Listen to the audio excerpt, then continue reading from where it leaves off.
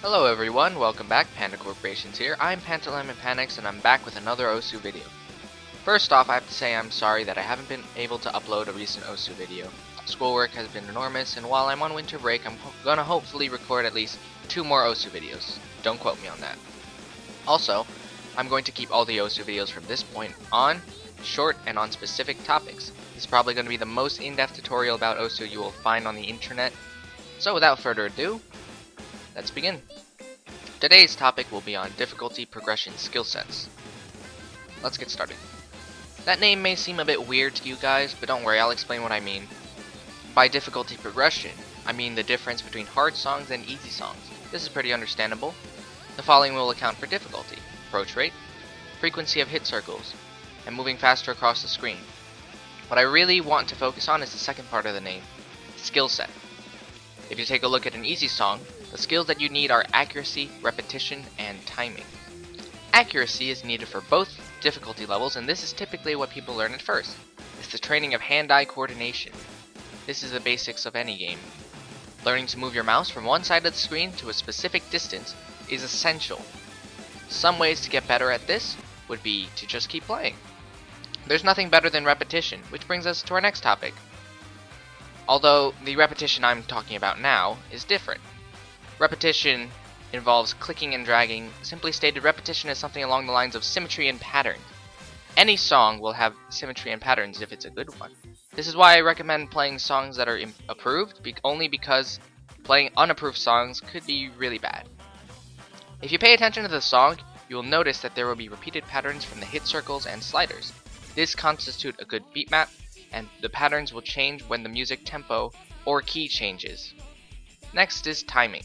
When you play easy songs, you will notice that you have to pay attention to the approach circles, and you will gradually get a hang of the tempo. The biggest way that people make mistakes on easy songs is that they don't pay attention to the approach circles and click early or late. Hard songs are very different from easy songs. What you need for them is timing, coordination, and reflex. Hard songs here are considered something at your playing limit or above. The idea that a song is hard will vary from person to person, and I'm not only referring to the physical difficulty.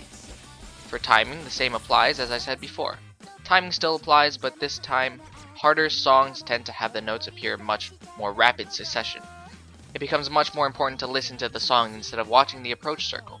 This is important. You need to actually listen to the tempo of the song instead of watching the approach circles. This is usually what sets easy songs apart from hard songs. While some people are able to feel the beat and get the tempo much faster than others, I recommend listening to the song. It helps a lot. Next is coordination.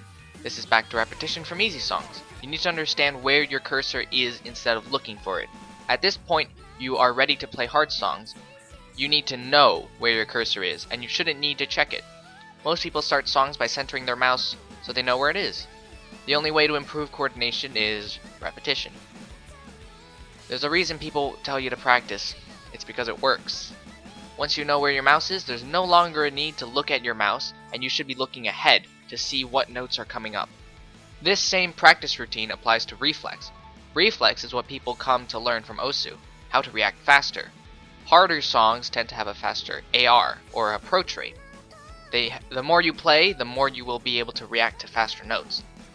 Be sure to pay attention to patterns. They will help you out a lot, since the songs that play well will have patterns and be symmetric to an extent. Let's review. To get better, you need to learn to stop looking at approach circles and instead feel the beat of the song and know where your cursor is, instead of watching it. Watch ahead of it. Because of this difference in hard songs and easy songs, you will occasionally get a veteran player who messes up on an easy song because they anticipate the beat of the song and click when actually the approach circle is not there yet. Things to remember for both difficulties would be patterns and keep trying. That will be all for today's episode. If you have any questions, please leave a comment in the description, and if you like this video, be sure to hit the like button. If you want to see more of these videos, leave a comment and subscribe. Thanks for watching, everyone.